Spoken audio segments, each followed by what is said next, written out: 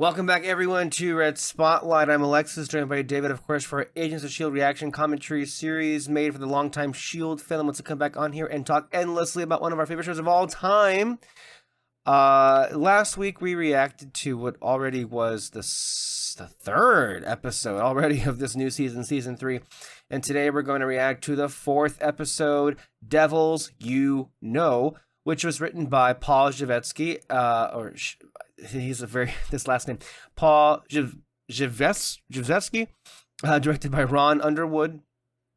Paul, of course, I should say, is a returning writer for the series. So, and then, of course, our returning cast of main players: Clark Gregg, Ming-Na Wen, Brett Dalton, Chloe Bennett, Inda Caster, Elizabeth Hensrick, Nick Ludd, Adrian Kalicki, Henry Simmons, as well as Constance Zimmer returns as Rosalind Price, Andrew Howard as Luther Banks, Matthew Wheeling as Lash, Spencer Treat Clark returns as Werner von Strucker, Chad Lindbergh as Dwight Fry, and Blair Underwood returns as Andrew Garner. This was first broadcast on October 20th, 2015 to 3.85 million viewers.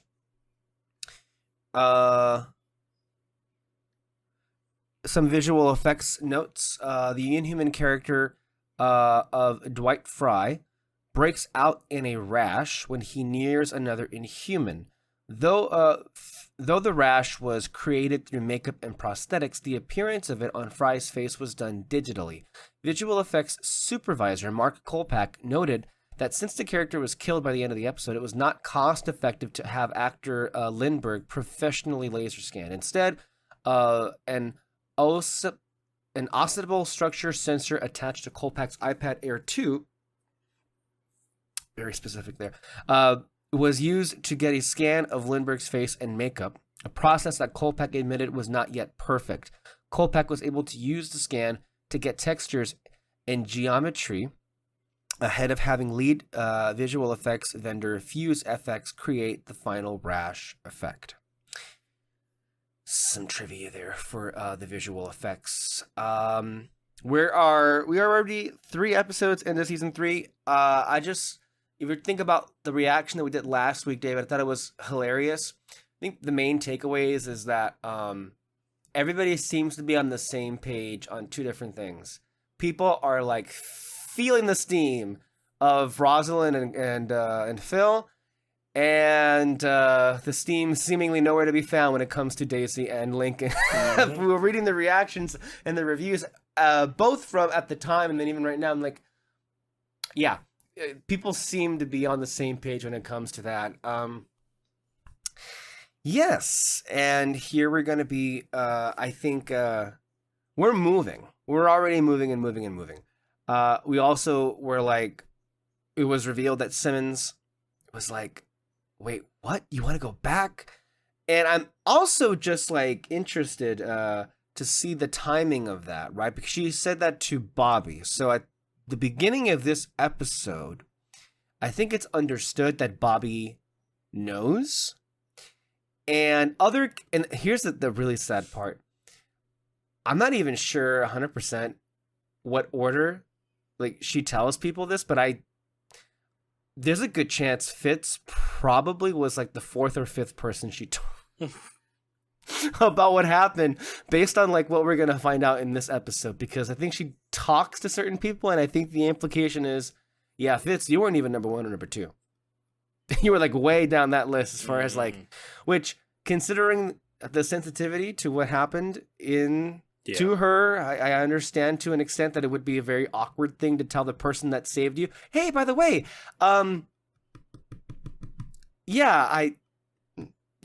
it's hard to even get the words out there.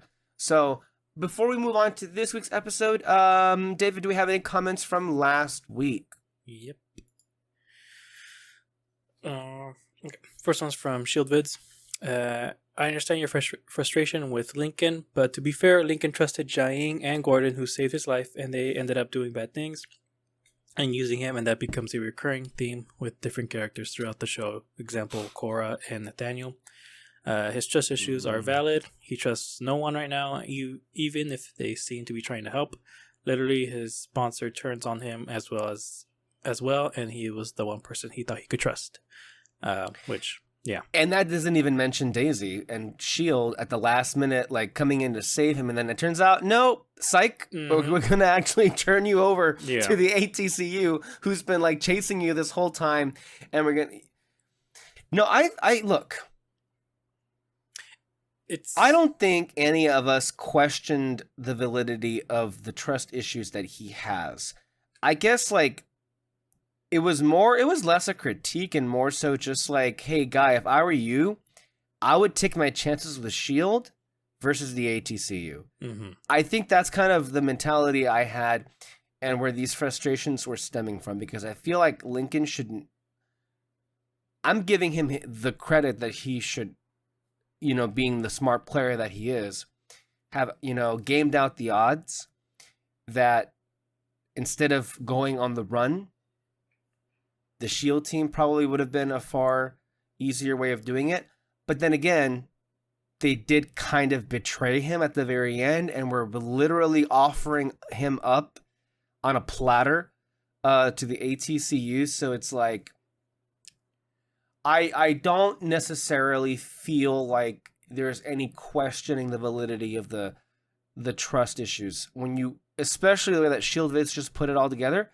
Oh yeah, that's a massive just like thing to overcome. Mm-hmm. And even when Lincoln at some point finds his way onto the base, it takes a couple of episodes for him to fully like say one way or the other if like he's here to be on the team or if he's here just for shelter. So it is a process for sure. But I think ultimately, I don't know what's getting lost in translation, because all of those are very valid defenses of what has happened to Lincoln.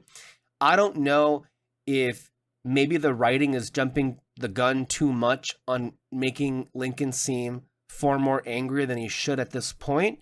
Or maybe it's Luke Mitchell who maybe is flying a little off the handle in terms of like how unstable to play his anger management. I don't know what it is. I don't think it's coming together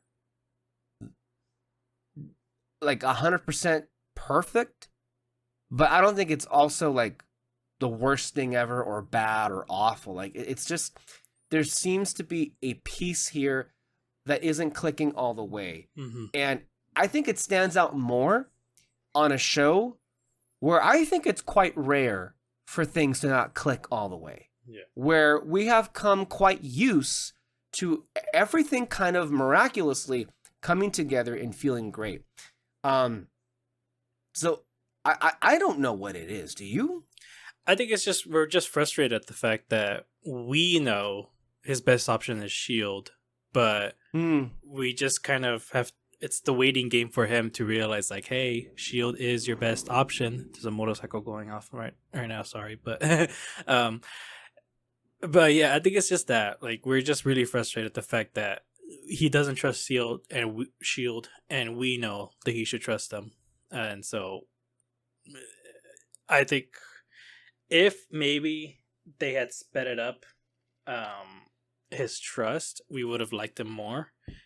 But I don't know. It's a weird thing because on a writing on a character writing perspective, it makes sense. Everything that he's going, the decisions that he's making, like there's just no doubt about it. Especially with how Shield Vids broke it down. But yeah, like I said, it's just frustrating. I think it's just all it is. Because even you know what it also is too, David. I don't want to cut you off here, but at this point, we know ultimately this stems from the fact that Lincoln has a long history of anger management issues that have almost killed those closest to him, alongside an alcohol problem. Now, the alcohol problem, I think, was only recently just like revealed in the last episode through his sponsor. The anger management stuff, do you feel anyone has specifically said out loud, Lincoln, you've got anger problems just yet? Because as I mentioned, I think maybe a couple episodes ago, in season 2, you don't get the sense at all that there was an anger issue. Do you? No. What's his name? Gordon? The one without the eyes. Yes, Him. Gordon. He Yeah, he does say a line where he's like, "Oh, where do we you remember? found you, Yeah, do you remember how you were before we how found we you and all found that?" you. And that could mean He's anything. referencing to the accident. No, yes. At that point, it could mean anything. And then we're going like way further down the season, but I think later on this season, Lincoln is going to reveal to Daisy because the other character, Hellfire, whatever his name is, basically like reveals that I can't believe Jaing gave you powers because of how dangerous you are. And then Lincoln says to her, there was an incident that happened. The details we don't have to go over, but like basically, he and his then girlfriend were lucky to survive what happened due to his alcoholism, and at that point, that's the state in which Gordon found them. So, wrapping that around, I think that's what Gordon was talking about, but at no point in season 2 do you get the idea that one, Lincoln was an alcoholic, which is fine. I mean, that's okay because people can recover from that and you wouldn't know it until they reveal it to you, and that's okay. The anger stuff also seemingly was not present, but again, I think it makes sense with season 2 because Lincoln was so, just comforted and assured in the community that he had, which is why he, in many ways, was following his leaders blindly. And then, of course, that blew up in his face. So it's like where we meet Lincoln right now in the beginning of his season. If this season is almost like where Daisy is at the beginning of, well, actually in the middle of last season, where she just feels like there's just no place for her to be because she doesn't belong anywhere.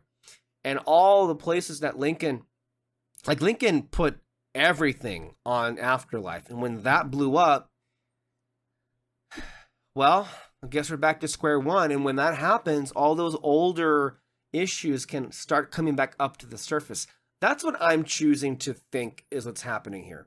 But I do think from our perspective as viewers, jumping into season 3 and seeing Lincoln exhibit this lack of control when it comes to his anger is a bit startling to see because it's just not what we know. And while they do mention this later on, we're in 3 episodes and we're seeing him have anger problems, but they haven't said it out loud yet, so we're still not sure if that's where that's stemming from. We only know this because, well, we've seen the series and we know where it's going to go. So again, it's just like, maybe it's an audience thing. Maybe we're just, I don't know. Maybe it's one of these things where maybe something is just getting lost in translation. It's just not clicking. I don't know. It could have been like when watching it weekly, you just kind of like forget certain information and you kind of feel like it's coming out of nowhere. I mean, we're still watching it weekly of this show, but to be fair, it's like back to back to back still, and it's not like it does not help. I will say, it does not help that the one thing that we knew was coming, which was Daisy and Lincoln being a thing. They had a kiss, and I don't know. The timing was awkward. Maybe it was too soon. Regardless of any of that, when the kiss happened, I've been watching a lot of rom-coms lately. There were no sparks. Yeah.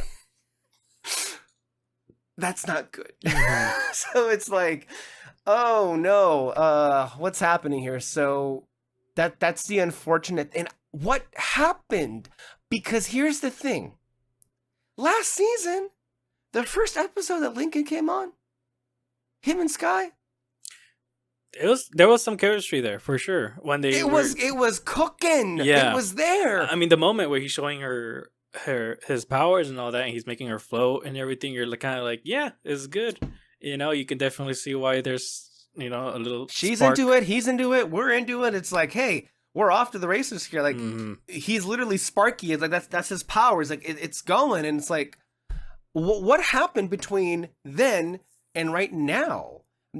maybe it's Luke Mitchell is just overplaying it, and that's why it's off. Mm-hmm. I don't know, man. I don't know. I really struggle here to like identify which part of this isn't working. Because again, on paper, the logic is there. Yeah. I don't know. I guess we'll have more chances here in this episode to, I guess, figure it out. What's the next comment that we have, David? Next one's from Silva. Hello, fellow agents. Hope you two are well. This and the next episode are my top 10 least favorite of the series. Too much Hunter and Lincoln for me, obviously. Trying to make them badass bad boys fails big time. And the chemistry between Daisy and Lincoln feels forced rather than genuine to me as well. I was glad to hear David voicing his opinion on that too. Even with these episodes, I usually skip on rewatch. I am enjoying both your commentary very much as always. Thank you.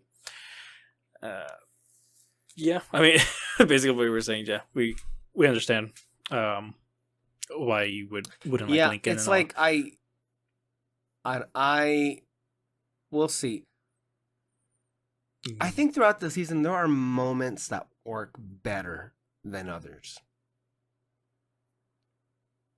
But on the whole, it's not what it should have been. That's a really good question as to what happened. Yeah, we'll see. Well, without any further ado, shall we go ahead and begin? Yeah. Previously on Marvel's Agents of S.H.I.E.L.D. That portal I won't forgot. open again. But it has to. I have to go back. That's the thing, is just like every other part of the show works so well that when one part doesn't work as well, it becomes more noticeable. Like, I don't think it's bad. I don't think it's awful. But it's just like, I didn't even mention Fitzsimmons. Your father was one of Hydra's greatest leaders. You got Fitzsimmons on one hand, you got Coulson and Rosalind, and then you've got Daisy and Lee. Add your class. I plan to put Ward that's 6 tough, feet yeah. underground. What's your way? And I can understand Silva just like, yeah, too much Hunter. If you don't like Hunter, you're not going to like the episode. Yeah. So, hey, I understand that. I happen to really enjoy Hunter. I do think as a viewer, even if you are a fan of Hunter, you are meant to be conflicted about the road that he is going, because he is basically already killed to get revenge. And I think this episode might even push it even further, if memory serves correct, about crossing a line already at this point. Nobody can. It's chicken. These people, I don't think we were meant to really know before the fact. They are Inhumans, obviously. No. And just in case we forgot about what's... Because I don't think we've seen Lash in a minute, right? Is Lash here? Oh, no, maybe not. Not yet. Alicia, what are you doing here? Here. And Alicia, we do know from season 2. I do find it comical, though, that I just, in my head, I'm picture Lash is like listening on the door and waiting for his cue. Oh, they said email. That's my cue. Let's go. And I mean, that's what I think. It is funny. Like, how did he know? Come in at the right moment. Daisy Right? Mac, move in now. It's funny to me. I'm like, okay. It was. I don't know where this attack came from. Is Alicia gonna be okay? That would explain why Daisy and Mac weren't ready to go then. No, yeah, for sure. I was wondering that myself. Go ahead. Just the look on Coulson's face when he was looking at the body, it's just like, holy shit! Like, what are we dealing with here? It's like a great white shark, built to eat, sleep. And kill. I was gonna say make little baby sharks, but then Jaws was probably 20 years before you were born, so. Is that a line in the movie? I've actually never seen Jaws, so. I think he may have been referring to one of the sequels, Oh, okay. not the actual film. Yeah. She open up to you at all? About what happened to her? Not really. Why? Did she say something to you? She means yeah. She already knows. Oh, it's gotta be long gone. Maybe something that big can't just slip away without. I think that ultimately, like the comparison that Mac was making, it's like Lash is like a great white shark. There's no why to like what it to the things that it does. It just is. They just kill. Yeah. They're wild animals.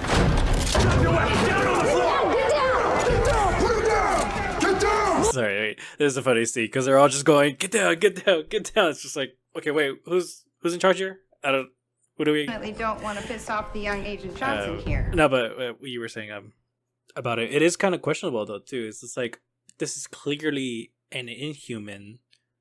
Why is it hunting down Inhumans? It's like it's also weird and all that. Obviously, we get answers later on, but it's cool. Why it's understandable why Daisy wants to question it, but also understandable why Mac is like, who cares?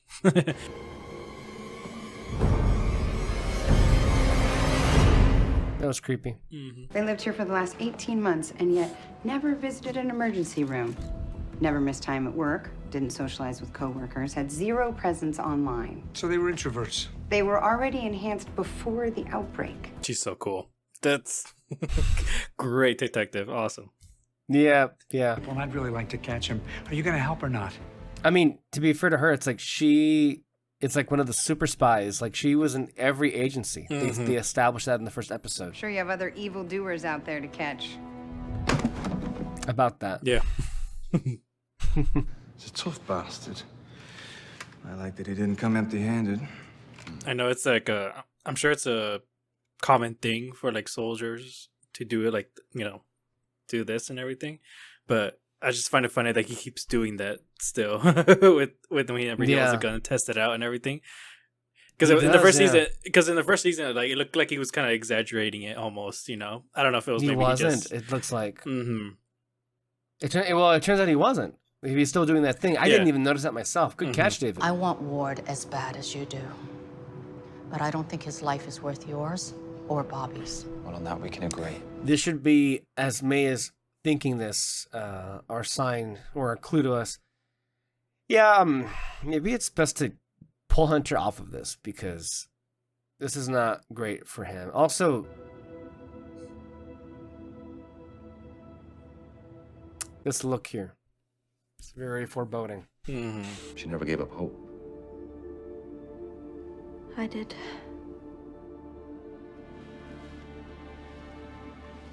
You remember a specific moment? The look on his face, like, "Ooh, I got something right here. All right, let's keep going." That I'm trying to focus It's okay. on. You don't have to talk about it. Just know you got a lot of friends here who care a lot about you. That was good. I completely forgot about that conversation they had, and just the way he tried to get her to open up. Like I said, I love that moment where he like realizes, "Oh, okay, she just said something I can work with. Let's open up more. Come on." That's great. What are you talking about? Talking about the Inhuman you have in containment. You know, the one I never even met. Do you think Gemma told him? I think everything? so. I think that's what the because she realized like, and oh shoot, I just gave away something. Yeah. Now he's gonna push. Yeah, and Andrew's not gonna say anything because patient psychiatrist. So it's like Recruitment mission. Alicia wanted to go. Nobody saw that attack coming. Trying to justify that to me or to yourself? It was also kind of like the second time that Coulson's like telling people like, I can't tell what's gonna happen next, guys. Like, please work with me here. We're like rolling with the punches and all. Am I interrupting something? even that you couldn't have seen that coming. Yeah, even she does apologize later for it. It's just like I had no idea you were coming. By the way, the reason Andrew left me had nothing to do with S.H.I.E.L.D. It's about me. Always has been. You're too hard on yourself. You know that? Hey, no tie? Still practicing. Look better without it. Thanks. I do like their chemistry more than Coulson and Rosalind's. Like him and Rosalind, it's just like it's a spark. You know, you see it right away. It's like go for it, do it. This one though, it's like you want it, but at the same time, you're kind of like you're okay with just being them being friends. And then when it does happen, though, you're like, yes. They're not just friends though. They're just like they're very close friends. Mm-hmm. And I don't mean that like in a sexual way. I just mean that in like they're like old close Mm-hmm. friends. Like there's just an easiness to the way that they speak to each other that is unlike any other relationship in the show, and for good reason. There's notes all over this in Simmons' handwriting. Bobby's like, oh shit. I had a great time. So did I. Until you fell off the face of the earth. She got ghosted hard. Mm-hmm. Damn it, Melinda. I know I've handled this all wrong. I shouldn't have walked away like I did. I did the same to you. Now we're even. And you really forget how blunt May can be sometimes. I mean... Meet Dwight Fry, former programmer, serial online gamer, and IT guy. The killer has an IT guy?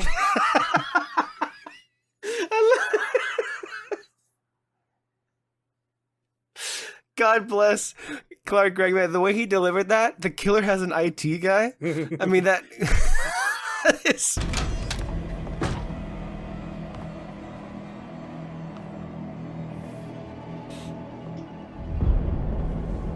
Do you think you would throw that away? That's what I was thinking too. But right, like I kind of want to know the Like, timeline of how long like those viruses. Well, it's been from the beginning. It must have been months. So then, yeah, why hasn't he cleaned it up?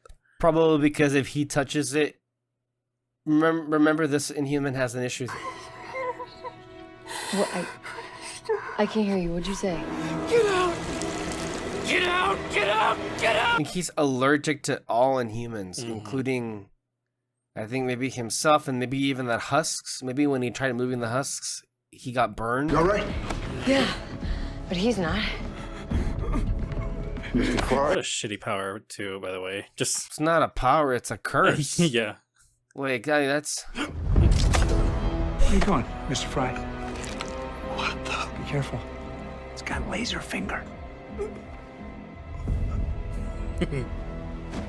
The way that very obviously worked on her. Yeah.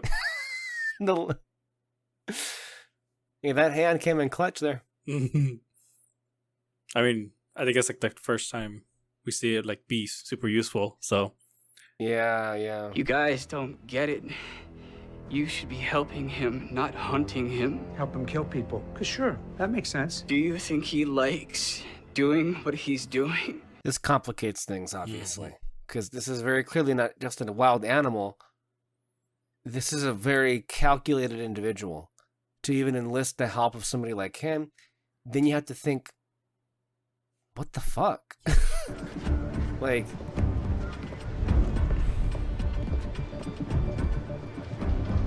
Do you really have a laser finger? Sorry, it's classified. it's so good. I can't. He knew what he was doing with that. Come on, he knew. That's... And they're happy when they could both like, just say something to each other that it's gonna get under their skin. It's great. Probably buying time for Mr. Banks to clean up their facility. You catch how fast he left the scene? Yeah, so he could get rid of anything Roz doesn't want us to see. That, or he's prepping a cell for you. It's his funeral. They have that conversation with the other two soldiers. They're kind of like, should we be worried? Like his meds are wearing off. Well, well, now yes, damn. but Merciful? I'm not merciful. I'm necessary.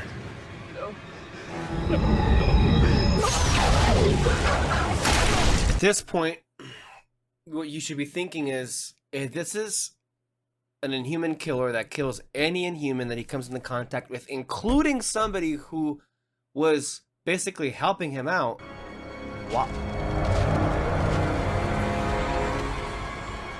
why did he leave Daisy alone? Mm-hmm. Oh, and it turns out he can change shape. And you're like, well, dang. Yeah. He could be anybody. What the hell happened? The ATCU brought us all to a local ER to get checked out. And at this point, I don't think they've given any kind of giveaway as to who it would be. No, yeah. Zero. There was one in retrospect that was a clue, but What's up, D? You holding something back? very subtle. It wasn't like, hey guys, here's Lash. It was more like, oh shit. Yeah. That was kind of like how they were. Okay, yeah. So Where's Coulson? I've been trying to reach him. He's on a mission after a high-value target. That human one, so not your thing. well, he's human at the moment. Mm. Give it a couple of months. Well, and either we'll way, see it's if still that's- if that negotiable. sticks. Yeah, If he's yeah. human, so. Yeah. Good luck. Oh, the way that look that Holson gave Bobby. Mm-hmm. Yeah. Travel lead on board. Sounds like a dodgy situation. And then Fist just realized, oh. Wait, they didn't tell you? I'm sorry. It's tough when people keep things from me. And usually Fitz is on the receiving end of that. Mm-hmm. Not just with this big thing with Gemma, but just like the whole time. Remember all season 2? Mm-hmm. Especially in the beginning. Director's still mulling over a code name for the place. Nemesis, Omega Point. That's cute that Wart's talking about giving this place a code name. Mm-hmm. My name isn't Richie. Director.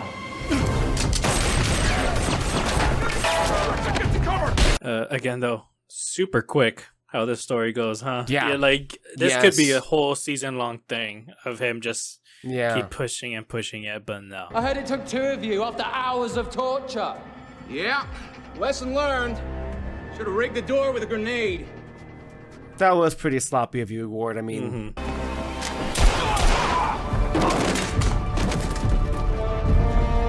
Cavalry's here. Yeah, he's looking up like, oh, god dang it. Not before you see my surprise. And then this, which I think we all forgot about until just now. Mm-hmm. For sure. Dr. Garner's on his way to teach a class right now. No, but I mean, like I said again, it's like I thought this was something that they would like prolong throughout the season because I mean, yeah, it was just introduced last week, I think. Yeah, it was just introduced last week. We saw him going into his classroom or joining his classroom and everything, not knowing exactly what the plan was going to be. It could have been anything. It could have been the kid trying to get close to him. I think this was the plan. No, yeah. I think this was the plan. No, yeah, for sure. But like, that plan could have been anything. Maybe trying to get information about him, trying to see where maybe they could follow him eventually or something. I don't know. Give you my word, May. Yeah, this is cool. You know, you're a tough guy to track down. Which that also should have been a clue. You're a tough man to track down. Why? Andrew, what have you been up to lately? That you've been so slippery. He has a warehouse full of guns here that I brought him. A lot of people will die, May. May! It's Andrew. It's very unfair, though, Hunter, because you wouldn't do the same. Yeah. If that was Bobby on the other end, you would not do this. He would have shot May straight away. But the fact that even May couldn't shoot him in that moment, like... I don't know. Even right there, like they're showing, like, oh, she had another target in her sights, but she could have gone him earlier. As soon as he said, "I'm sorry," he's like, "Oh, then screw you." But this, first of all, this is like something very important for what happens like way later on in the season, because there were some people complaints that she made a decision to save Coulson at the expense of someone else and all that. But this is just showing more like evidence that she's not willing to sacrifice anyone for anything, really. Yeah, and this is a very low point for Hunter right here because he basically just traded Andrew's life. Like it meant nothing to him.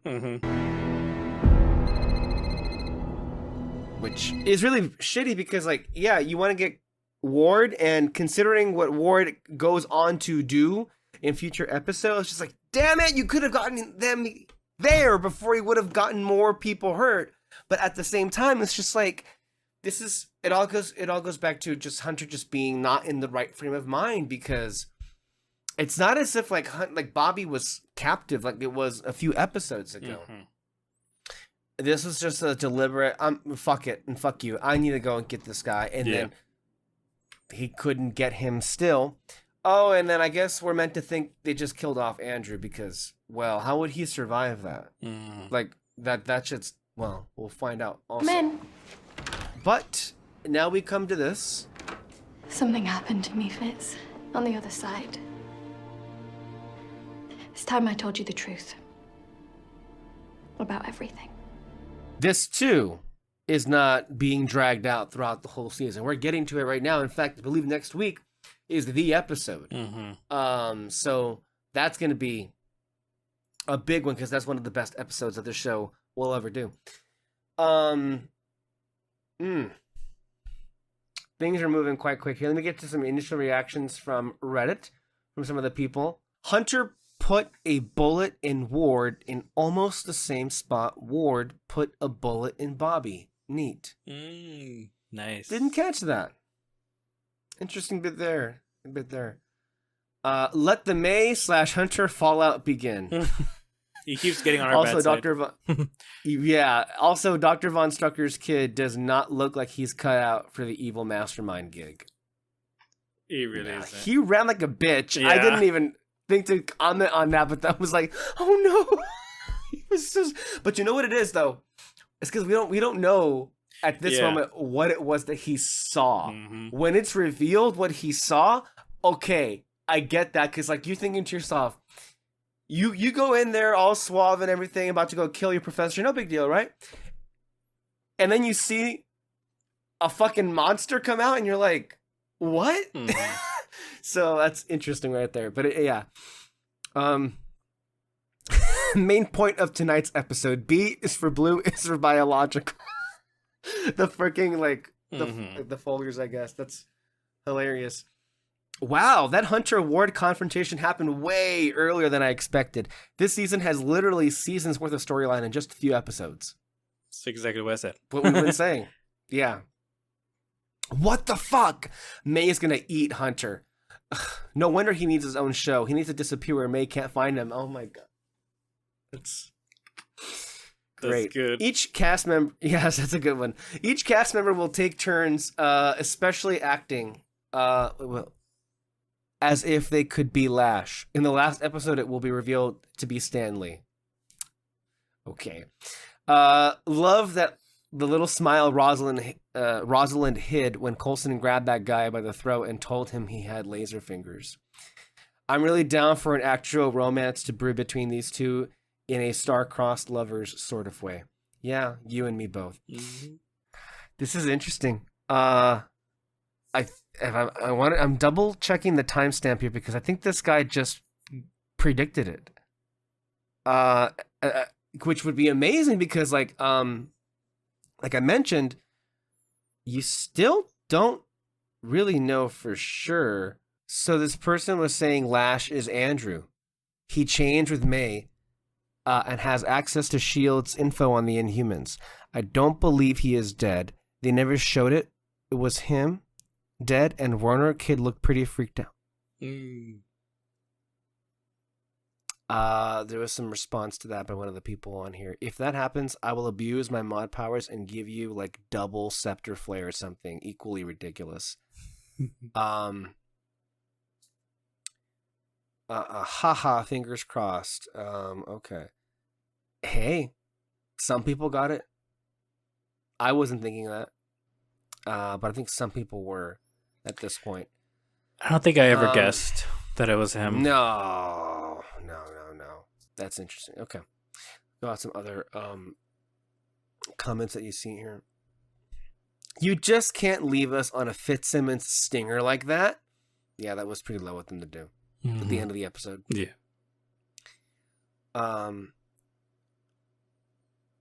If I won the lottery, I would hire Daisy to walk in front of me, quaking doors open dramatically. Okay.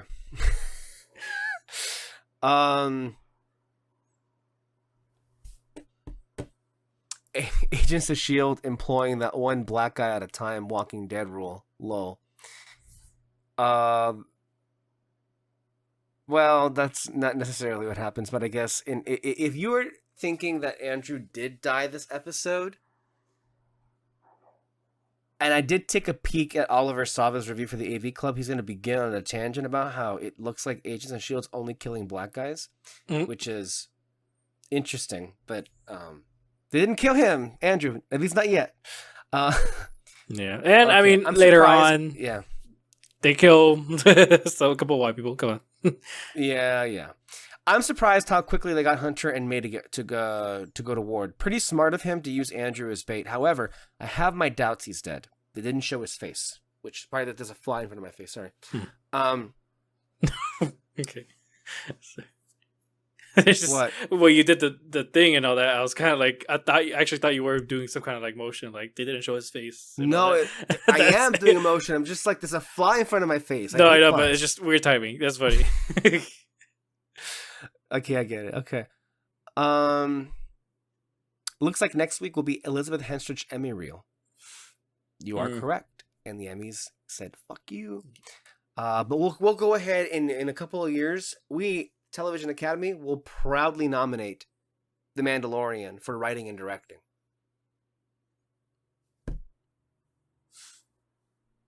Never listen to the TV Academy. The Emmys are bullshit. Just putting that out there.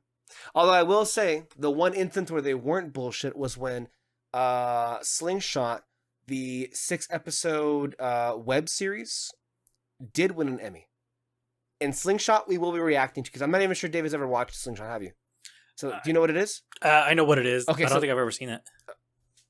So Slingshot is supposed to happen in the beginning of season 4 of Agents of S.H.I.E.L.D. So I saw Ami react to this. He reacted to the 6 minisodes.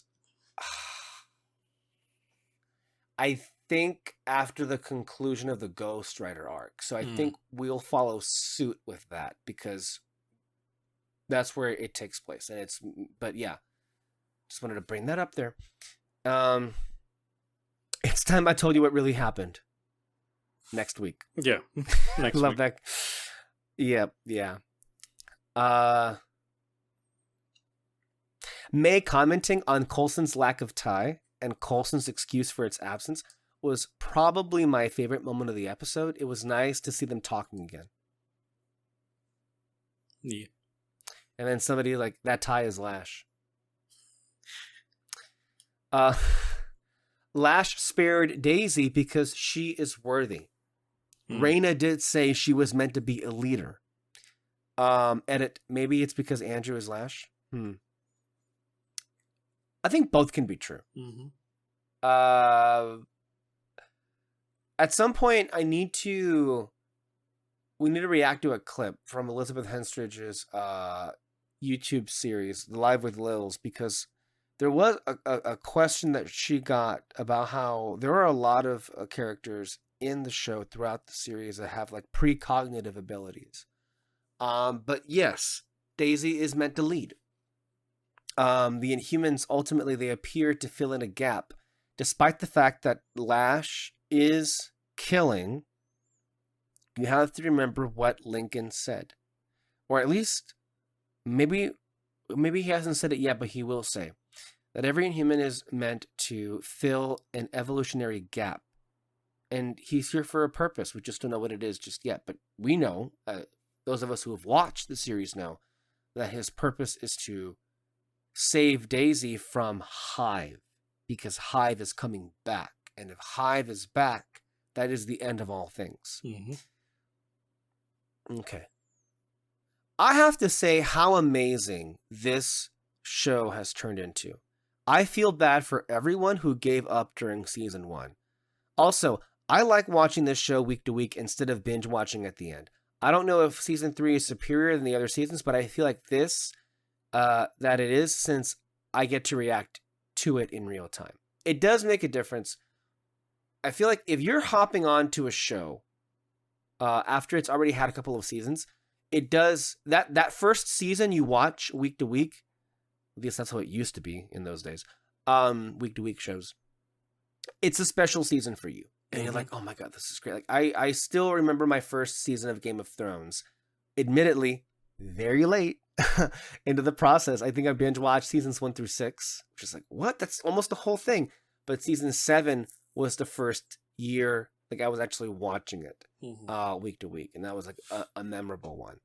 Doctor Who, to say something positive about Doctor Who, because apparently people are like trying to burn it to the ground. There's so much drama happening over there in the Doctor Who internet space.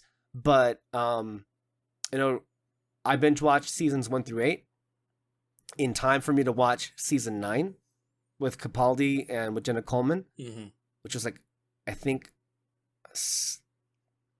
and it was a very special season, obviously. But yeah, I love to see people like, yeah, fuck those people that just dropped the show after the first season because they really have no idea what they're missing. They didn't. They had no idea what they were missing. It was some of the best MCU content. And honestly, I think, and I also saw this earlier, very rewatchable. I mean, you have to understand, like, for me, like, this is my favorite show in many ways because It is endlessly rewatchable. I've rewatched the show many, many times over. And it doesn't get old.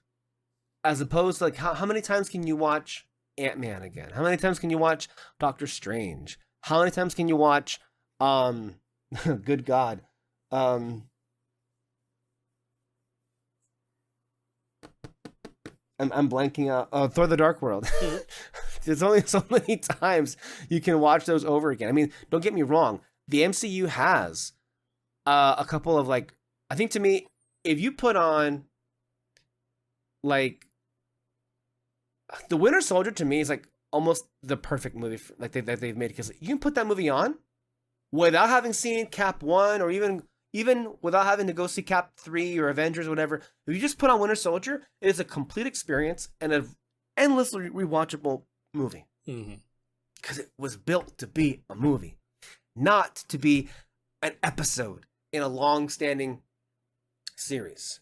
And you can make the argument that perhaps Doctor Strange and Ant-Man themselves are standalone, and that is true, except they don't work as well because they succumb to early signs of the MCU kind of like slacking. Doctor Strange and Ant-Man, I think, still are good movies, but you see signs, early signs of the problems that are gonna be exacerbated as the years go on and on and on. Doctor Strange, to me, and I mean the actual Doctor Strange movie from 2016, that was the first MCU movie where I felt like, it's good, but I think you could have done a lot more with that character, especially with like the Sorcerer Supreme. And I think they Doctor Strange in the Multiverse of Madness is better in how it looks, in how it sounds. Sam Raimi, I think, had a lot more clever ideas for how to utilize the character. That being said, Multiverse of Madness still isn't really a movie. So it's like, I guess, anyway, I don't mean to relitigate like certain moments of the MCU, but like back to to Agents of S.H.I.E.L.D., it is endlessly rewatchable. Somebody said here, pretty sure Rosalind's right-hand man is Lash, which would be Banks, which I think some people were thinking it could be that character. Only because he looks mean. Yeah. And I guess it'd be a pretty easy one. He very much comes in as like evil guy character. Basically like saying that dude from the second season that was in the real Shield, the one that we didn't like. He basically comes off like him. Assuming Andrew is really dead, I'm starting to see a pattern. 1. Introduce male black character in second half of a season. 2. Kill the same male black character in the first half of the next season. I mean, yes. Is this unfair or fair? Because what was the other previous death? Trip. I was talking about Trip, and then now I guess using 2. Yes, it's technically a pattern. I think it's only when it gets to the third time it's a pattern. I'm not sure, but like, yeah, it's very noticeable. But at the same time, you can't really deny like, hey, Mac is still here. And then again later, but then also in the first season, you know, they kill off the main guy, the main villain. I mean, who's a white guy. Second season, who they kill off? Well, Jiaying, but you know that was just bound to happen with what they did with their character in the beginning. So it's not really like it is weird pattern that like, yeah, you introduce a black dude a second half of the season, then kill him off right away in the first half of the next season and all that weird pattern. But at the same time, it's not like they're only killing off, you know, black dudes in these shows or something, you know, because that was a complaint with the Percy Jackson books. Literally, the author kept killing off people of color in his books on the first, 5 books. When he made the next 5 books to this, like the next series, he made sure to add like more people of color and like, try to be careful with who he was killing off and everything. So like it can happen, but like I said, it's not like they're only killing off black people in this show. Really hating baby Von Strucker right about now. Bitch looked like he was gonna cry. That's funny. Hey, wouldn't you if you saw Lash in front of your face? Oh yeah, for sure. But I mean that. This person adamant. I do not support the theory that Andrew Gardner is Lash. For one thing, Lash and Dwight were hacker buddies, and Andrew was strictly a psychologist. May was Andrew's ex-wife, meaning that she would have known Dwight was friends with Andrew. Finally, remember that Werner is brand new to the world of crime. Andrew is probably the first person he actually killed, so wouldn't anyone, particularly a teenager, act uneasy the first time they killed someone? Sure. I mean, there's plausible deniability, but... But they kind of showed him in last episode to be a little bit psychotic. Like, he wants to be a part of this. So...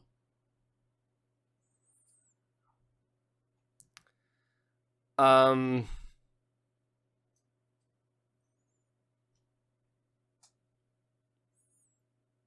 have to say, S.H.I.E.L.D. is not slouching in its third season. It has decided to go full bore and full comic book. It's just great. So many awesome characters. Also, really, fuck Ward. The only good thing about him is how fucking great he is at being hateable. Well, he's pretty good at that.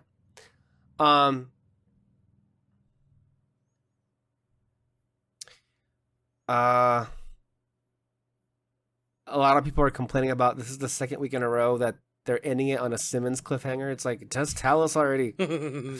Like the suspense is killing us. Yeah. Okay. Let me go ahead and go to Eric Goldman, IGN. Damn, guess Hunter really wanted revenge on Ward, huh? Agents of S.H.I.E.L.D. ended on an intense note this week, as Hunter essentially chose to sacrifice Andrew in order to take out Ward, despite May pleading with him to step down. It was a well-done moment that nicely subverted expectations, where the hero, pushed to the edge, ultimately, usually does the right thing. In fact, the moment was so big, I wish the episode had focused a bit more on Hunter and perhaps spent less time on the other storylines, simply because even with May's scene with Hunter warning him he wasn't thinking things through, it felt like we needed a bit more build up to this. Do you feel that way? Wait, repeat it. He's arguing that he wished the episode spent more time with Hunter, and that it should have been built up more. This decision to sacrifice Andrew. No. If it was just like building up to like meeting Ward, I can understand that, but I don't know. I just kind of disagree with that. Like, I think it's a perfectly fine, because like I said, you could have, when they showed that dude like meeting Andrew, is that his name? Yeah, Andrew, Dr. Gardner. Yeah.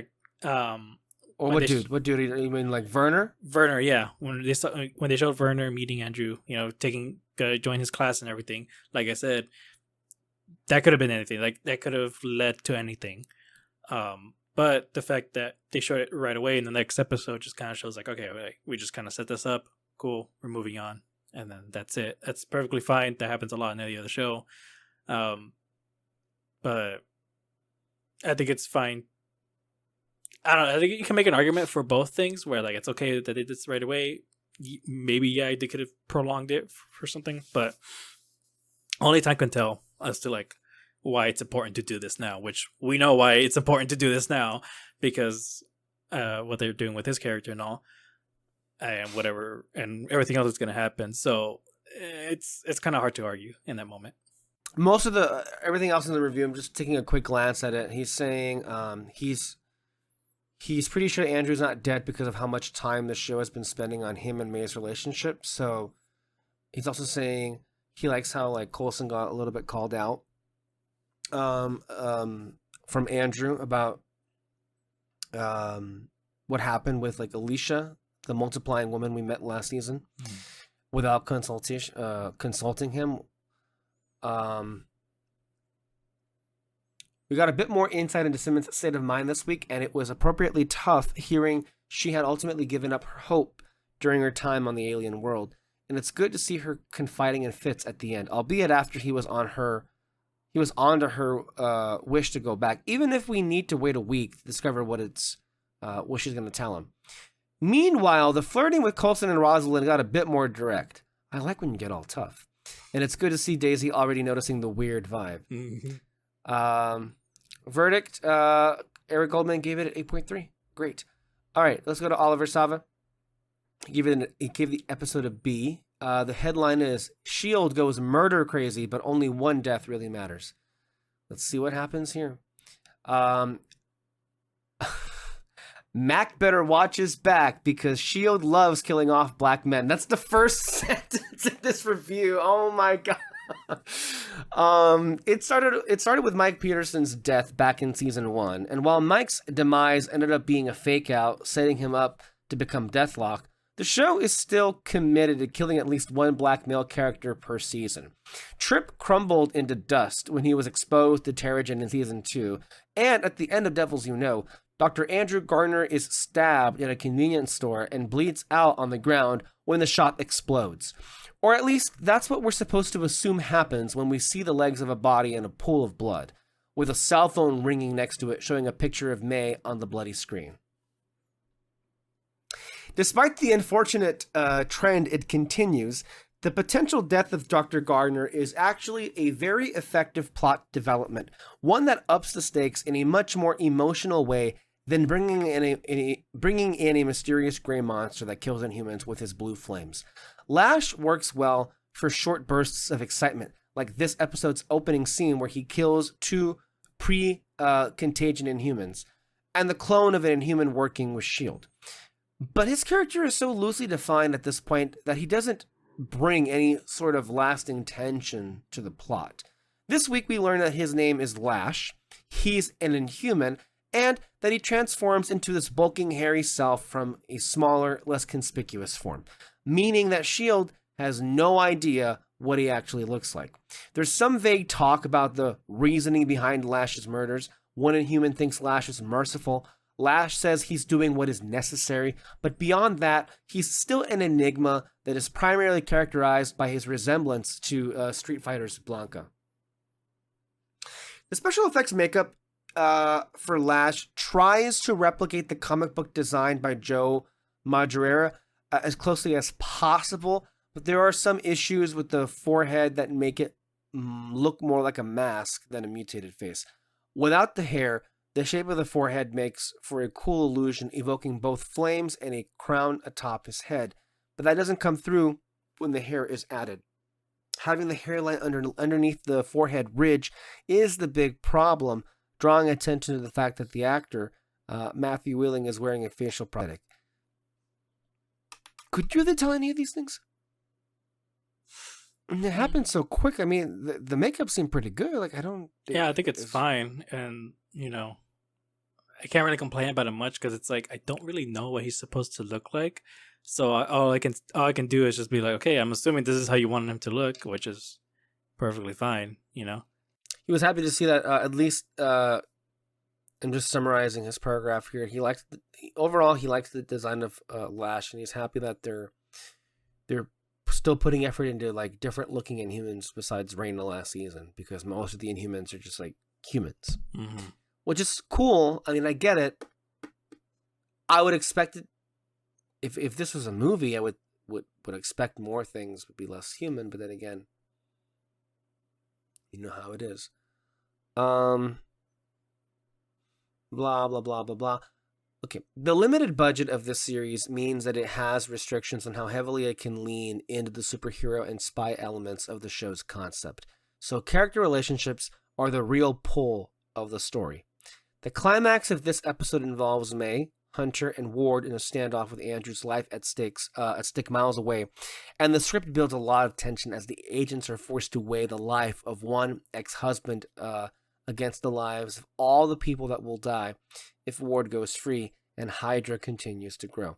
When Hunter decides to sacrifice Andrew to get his revenge, he drives a huge wedge between himself and his teammate, especially because he fails to kill Ward instead shooting him in the shoulder. If Andrew is dead, Hunter is going to have to face the wrath of May. And if Andrew is alive, this traumatic event will force the ex-spouses to figure out the relationship. It's a moment that alters character dynamics, which is what keeps serialized television interesting. The writers have tried to make Lash's rampage personal by having him go after Daisy and Lincoln in the first episode, but the only connection between Lash and his targets is genetic at this point, so there's no emotional weight to his mission or the multiple murders he commits in this episode.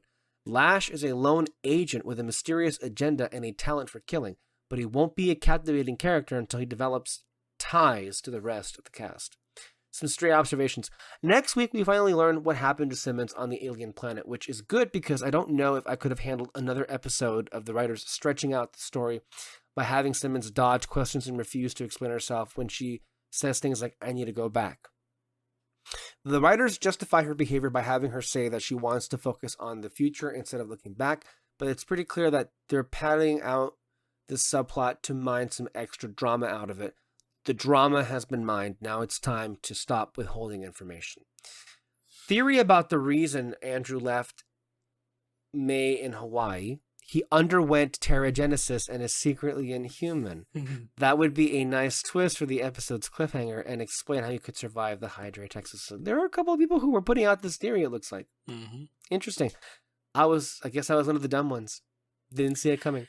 Yeah, same for me. I really did not see it coming, honestly. I mean, I'm pretty sure if I thought it through, maybe I could figure it out, but I don't do that when I'm watching a show. I'm just kind of like, you're going to tell me eventually, it'll be cool to look back on it.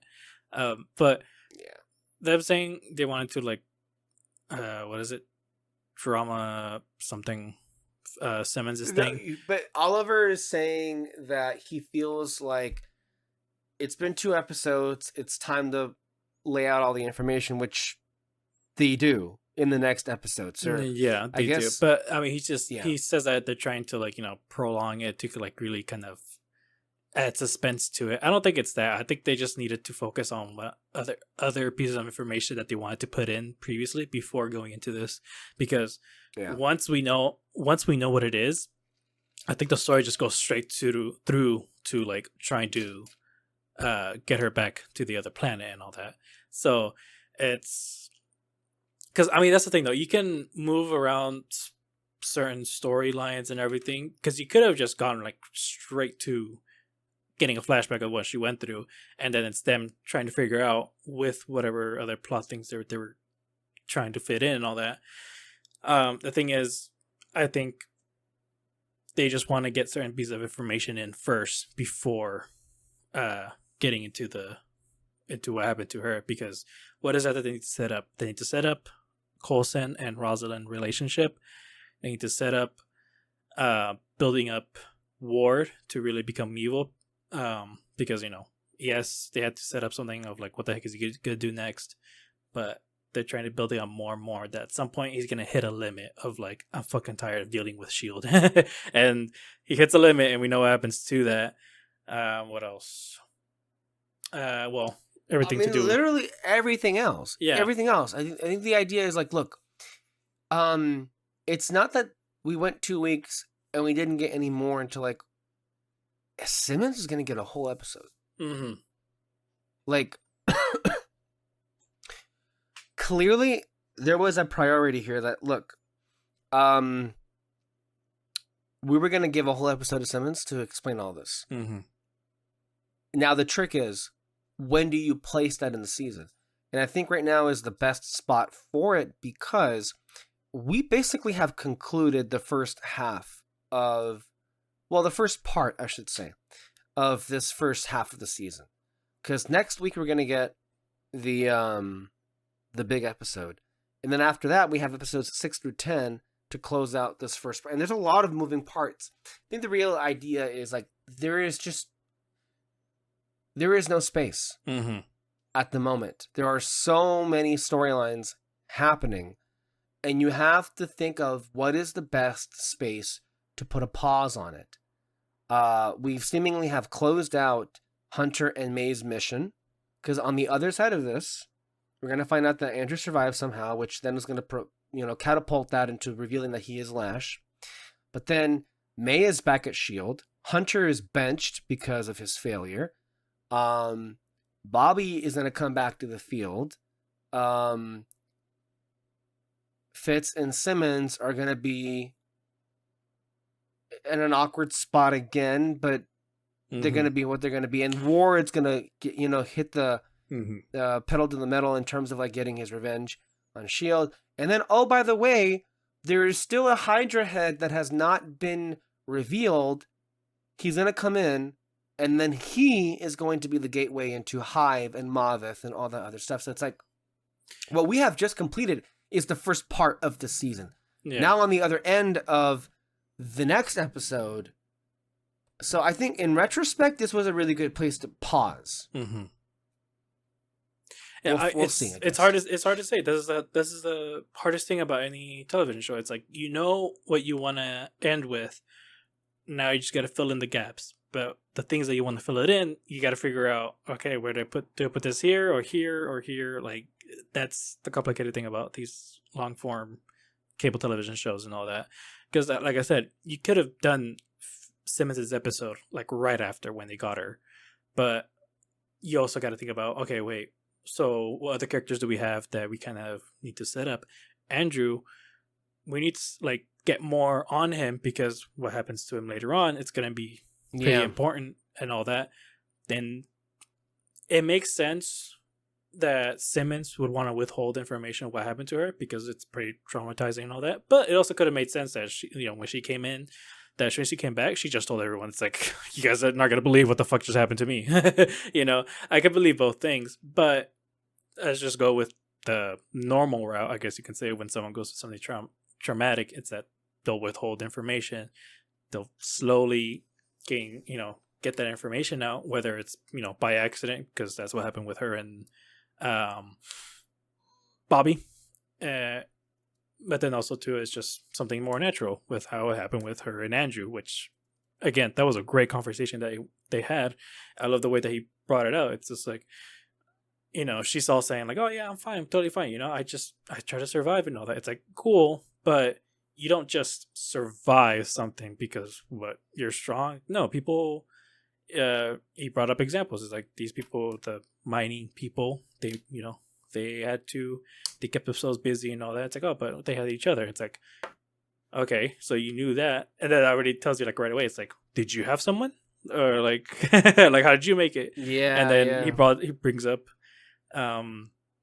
the one, what was it? I think it was like some woman stuck in the woods or something. It's like, she says she had her faith, to get her through. Yeah. She had a hope, and she right away goes saying like, I gave up hope. And again, we see that reaction of him going like, oh, okay, what do you mean by that? And she also makes the face going, gosh darn it, I just gave him something. And so it's all very natural. It makes sense and all. But like I said, too, if she just went straight ahead and told everyone what happened, that also makes sense because she does trust these people.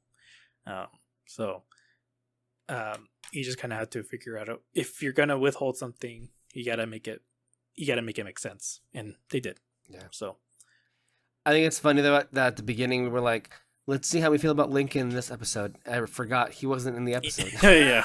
So I was like, okay, wrong timing. Interesting. Mm-hmm. All right, let's go ahead and play Ami's reaction. Told you the truth about everything. We're gonna have to wait till next episode for that too. Yeah, dramatic lead in. Credits. You piece of shit show. Even though you're not, you're fucking good. You're too damn good sometimes. Oh my god. Oh, dude, that's why Andrew's been getting so much more screen time this season. And the fact that we didn't see, that's gotta be it. Like, why else would we pan back? And all those Hydra dudes are dead. Werner Boy, Wiener Boy's here running around, running away like he just saw just his entire life flash before his eyes. Set this place on fire. Boom! Running. Dude's bleeding out. Dead. We learned that May didn't leave, because that's what everybody was saying. That's what she said. She said she was the problem. But we learned that was her interpretation of what happened, because while they were away, Andrew just up and disappeared. You know, we went on this vacation to see who we both were without S.H.I.E.L.D., and you didn't like what you saw, so you ditched me. That's her interpretation of those events. So she just basically exiled herself.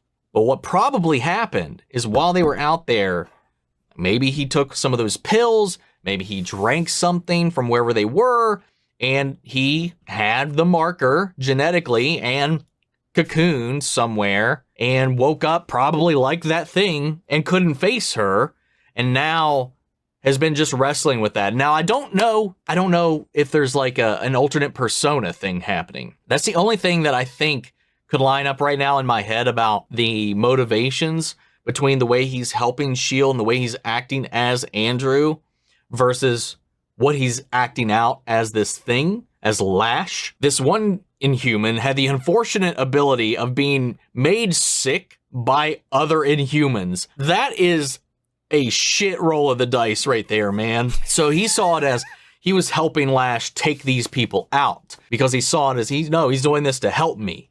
Maybe that's what he told him, but he's out there being a vigilante. He's trying to purge them from this plane, but he hasn't killed Lincoln. I mean, he probably tried. I don't think he's got like a strong attachment to Lincoln regardless, but he actively walked away from Daisy when she was here incapacitated. Perfect opportunity, but he just killed the one dude and peaced out. I just realized something. So maybe I didn't see it this way, but is it possible, even though Lash doesn't really know it, he can't really verbalize it? So if I'm going to be thinking here that Lash is here to save Daisy, why is he also killing these Inhumans? So the reason why I think that Lash saves Daisy, and he saves her by freeing her, he's the only thing that can free her of Hive's mind control. If we're going to be thinking that every Inhuman is here to fill this evolutionary need, that there is an intelligent design, maybe it feels Hive's coming back. And what if Lash is killing these Inhumans as a way to preempt Hive's army when he returns? Because if you remember, Hive sways all the Inhumans. Mm-hmm. Is it just to hinder Hive's takeover by killing any and all Inhumans? Of course, Andrew can't verbalize this shit. It's just instinct does take over, as Mac is saying. But instinct, you can't really rationalize that. You can't really verbalize that. You kind of just do what you feel you need to do. And I don't know if it's been verbalized this way, if anyone has put this together in some place. And if you're out there watching this and if you want to comment on what I'm saying specifically, please go ahead and do so. But I wonder if that's it. Because it's all been leading to Hive coming back. Jiaying was deathly terrified of the Rock. Now, we don't ever know one way or the other. Well, actually, that's not true. She doesn't say it, but I think we do find out later on through other characters that she probably did know about Hive because she has those records. If she's afraid of the Rock, then she knows what the Rock was used to send away you-know-who. Mm-hmm. And I think later on in the season, James, Hellfire, that other Inhuman that didn't get the powers because she judged him not worthy or whatever, he broke into her records and read about this Alvius. Alvius is the actual name for Hive. So, yeah. Very, very interesting. Yeah. Just wanted to put that out there. Mm-hmm. I think I'll just wait till they reveal the identity. Yeah. See my thoughts. Let's go ahead and return to the... And then he transformed back. I mean, the silhouette, I think, would very much so match Andrew. It doesn't seemingly match anybody on Rosalind's team. Definitely not Rosalind. But I just need to piece together the why. Then there's this email that they received, this virus that I guess is how he's tracking them. Or is how that dude was tracking them. The guy that was sending them this information. And maybe he was working in two ways. It still begs the question, how was Rosalind's group always able to get there before Coulson? Long before this thing happens. Now, there was the theory that Daisy pointed out is that possibly maybe they are running this thing, which doesn't seem to be the case now, but maybe he was two-waying that information. I don't know. I'm not sure. I don't know. Maybe giving a heads up to them after the fact, a tip after the fact. They couldn't trace it down to him giving that leak, but I don't know. Maybe that's a nothing, Barry, but it's just kind of the thing I'm hanging on to at the moment. But I'm just wondering if Andrew's aware of his actions when he's in this form. And if he is, why has he done, I would assume that he was not targeting Daisy because they have a connection. Like, obviously, they have a familiarity. He's within his circles. But why these other Inhumans? Is he targeting specific Inhumans with specific abilities or whatever? Because he also, like we saw, he couldn't exactly kill Joey. He's at the S.H.I.E.L.D. base. So that would be super sussy if he did that. Yeah, I don't know. I don't know what his aim is.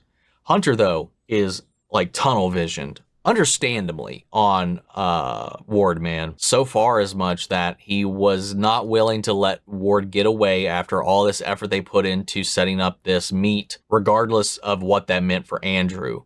Now that's burning a bridge with May, who's been here helping them this entire time. When she was like, hey, he's got Andrew. We can't do this right now. We got to back this off. And he was like, sorry, after him. So that's kind of shitty. Like, I understand where he's coming from, but that's super shitty. Ward, again, great villain. I love the way that he's integrating his S.H.I.E.L.D.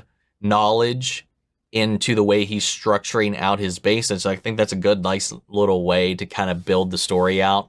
And this is just a nice little piece of storytelling with the way that he's incorporating all these things that he thinks worked from S.H.I.E.L.D., things that he thought worked from Hydra, and he's trying to put those together into something that's working for him. I thought that was pretty interesting. We did finally follow up on Strucker spying on Andrew, and look how that turned out.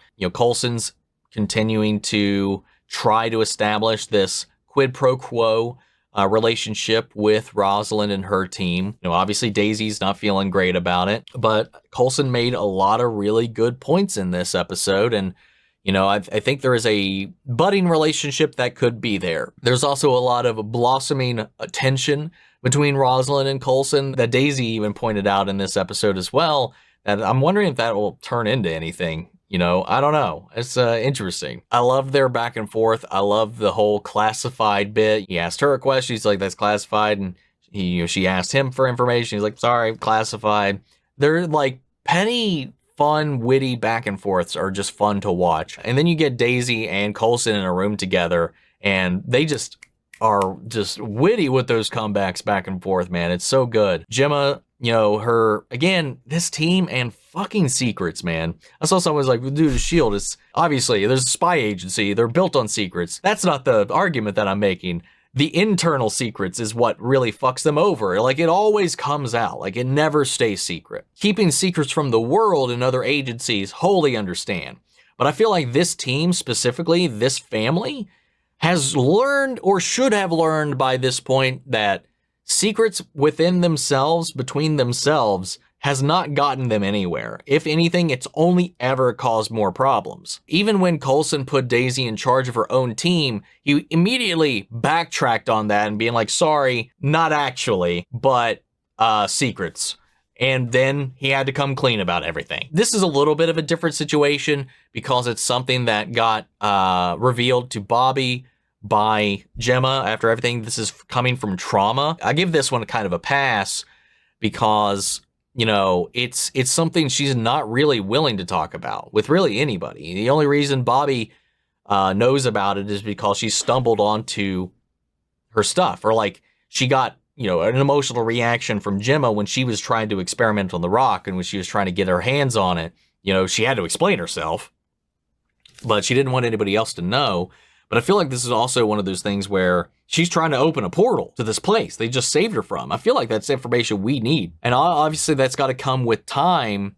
And she kind of Fitz forced her hand here. And it's not because Bobby told him anything, or because she was very much so being a good friend in that way. It's like, hey, it's not my secret to tell. So it's got to come from her. But he, just like Bobby did, kind of stumbled upon it. Not of their own action or, intent, but now explanations are in order. And now I guess next episode, maybe we'll learn what exactly happened over there. She says something happened to her. She needs to get back over there. Why and what happened? I need to know. I need to know now. And I can't believe they also didn't confirm the Andrew thing in this episode, even though I think it was wholly apparent in the way that that transpired, but it just sucks. I feel bad for a lot of the characters in this. I understand where everybody's coming from and why they're making the decisions that they're making. It's just a lot of them in the way that they hurt or bring down the characters around them, whether intentionally or unintentionally. It's hard to watch sometimes, like with Hunter and May, and with Gemma, Bobby, and Fitz, and with Coulson and Daisy. Breaks my heart, man, because I love all these characters, and I just want to see them being a happy family. Oh, I got sidetracked off my thought. Like, when I was talking about Lash and why he was hunting down these people, I completely forgot about this. What is his power? He can open, like, he can create it's not exactly a portal, but he can, like, dissipate matter. He traces a circle and it evaporates. So he can create holes in things, maybe portals. I don't know. I'm not exactly sure. I've seen a little bit of some inclinations that it could go one way or the other, or it can just dissipate matter. But whatever those two Inhumans that were about to attack him did, they were both charging up whatever their abilities were, but then he hit them with this blue energy that seemingly nullified it. So I don't know if, like, he is removing their inhumanness, or if he's immune to it, he can negate it. I'm really interested to see what exactly his deal is. If this is a hunger thing, if this is a purpose thing, if this is a greater good thing, or if this is like a primal thing that he now needs to do to survive. What I need to know. I need to know more information about this, man. And his name is Lash. Maybe I forgot to touch on a couple things. If I did, just let me know. We'll carry on the conversation later, guys. But what did you all think? To button that up, what he was saying there, I think Lash is just that quick of a killer. I don't think he necessarily nullifies any Inhuman's power. Like what happened in the beginning of the episode, he killed like Alicia's friends. He's just that quick. Yeah. That's from what I've been able to tell. Mm-hmm. I don't think, because Daisy was kind of able to use her powers against him. It wasn't hurting him exactly, but he was pushed back from it. And so we already know Daisy's like super, super strong. I think we just kind of have to assume that the first two that got killed off in the beginning of the episode were just not as strong, and he was just able to get them like that. So I think that's all it is. And then, yeah, in terms of like making those holes, I think it's like what he said. He's able to like dissipate matter. As to why it's a circle, I mean, who knows? Maybe it has to kind of start and end and somewhere, and maybe that's why it's like a hole in people's chest, because he's just kind of like just shooting it straight down, and then that's it. I mean, I'm pretty sure that's very, very effective on everyone. So, yeah. Yeah, I like what he said too about how he understands like all the decisions that these characters are making. It just kind of sucks where it's all leading to, whether they intentionally hurt someone or not, which is, I mean, kind of what we're saying with Lincoln. It's like, we understand the decisions you're making. It's just kind of annoying knowing that we know you can trust S.H.I.E.L.D. And so that's kind of like basically what it is with everyone else too, with what Juan was saying. But yeah, also his shirt, I gotta point it out. It's awesome. I don't know if you noticed what it was. What's the shirt that he's wearing? It says when the system fails, and it's like a silhouette of Daredevil, like within those letters. It's really cool. Okay, well, thank you all for tuning in, and stay tuned for next week. We'll catch you guys next time. Bye-bye. Bye.